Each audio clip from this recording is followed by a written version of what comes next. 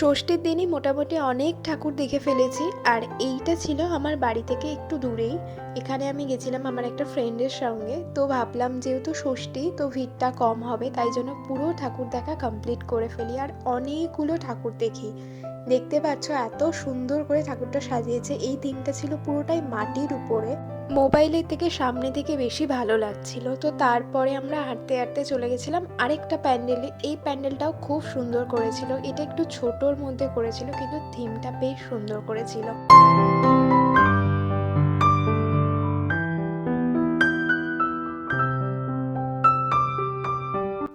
তারপরে এই ফুচকার দোকানটা দেখলাম, বেশ সুন্দর লাগছিল, ভেবেছিলাম খাবো। আর কিছু একটা অফারও চলছে কিন্তু খাওয়াটা হয়নি। তার অপোজিটে একটা প্যান্ডেল হয়েছিল, যার জন্য প্রচুর ভিড় হয়ে যাচ্ছিল। তো আমরা ভাবলাম এখন ফুচকা খেতে গেলে লাইনটা আরও বেশি ভিড় হয়ে যাবে, মানে অনেকটা লাইনে দাঁড়াতে হবে, সেই কারণে আর ফুচকাটা খাওয়া হয়নি।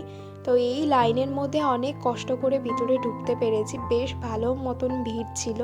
তো ফাইনালি ঢুকতে পারলাম।